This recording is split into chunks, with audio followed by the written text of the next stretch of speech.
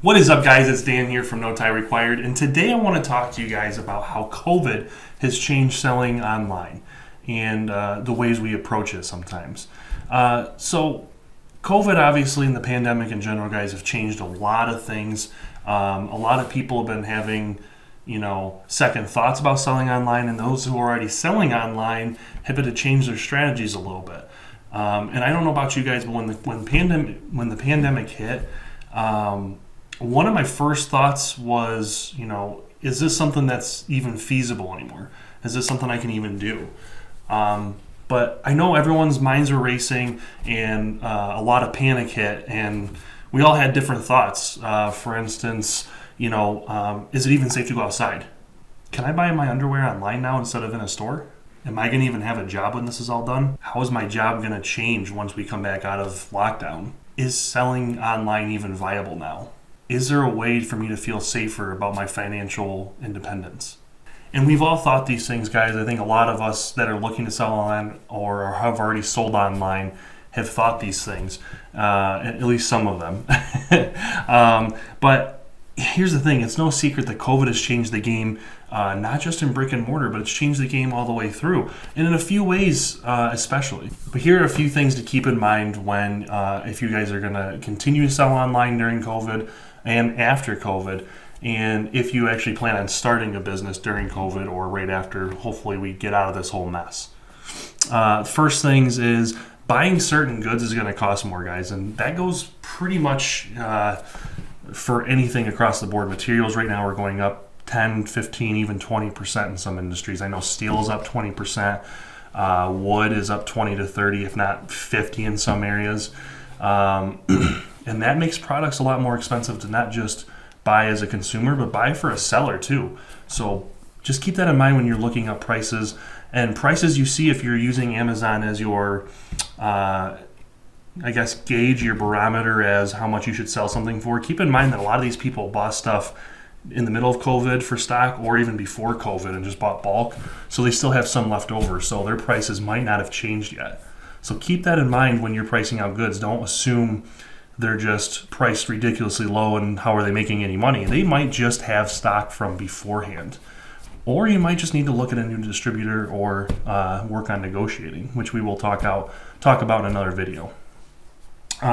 Another thing is shipping is only going to get higher and higher. Shipping prices, I work in retail in the furniture industry, and shipping is going up 10, 20%. It's going up every single month, it seems like. Started at 5% bump, and then it was a 7% surcharge, and then 10, 15, and now it just hit 20 for freight.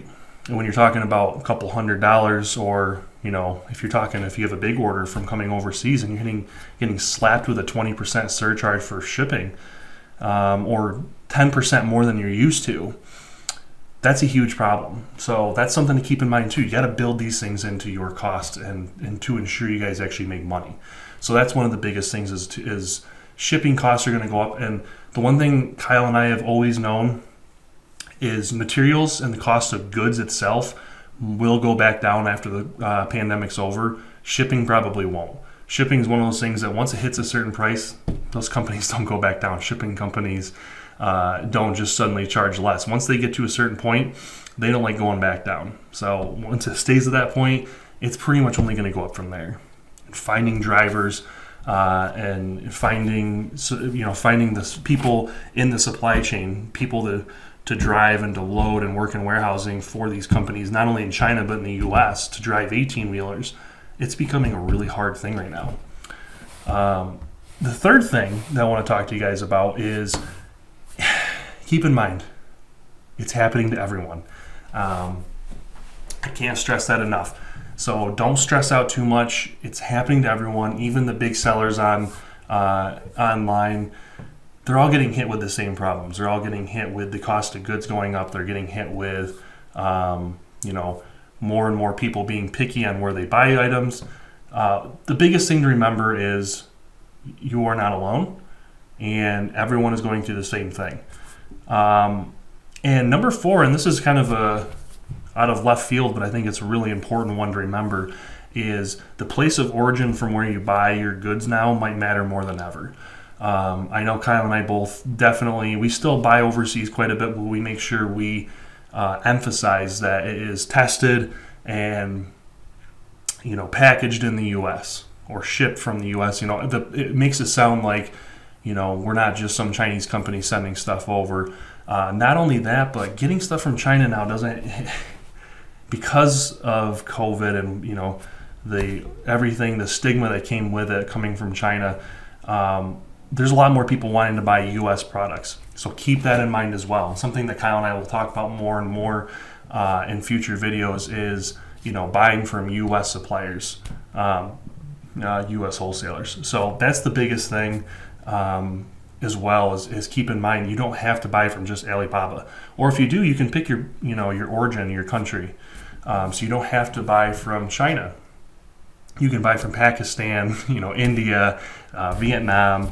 And unfortunately, China is the easiest and usually has the best prices. The U.S. is going to be probably the most expensive, but also you'll get it much quicker. And because of shipping going up and even cost of supplies, you might find that it's the best bet is to look for someone a little closer.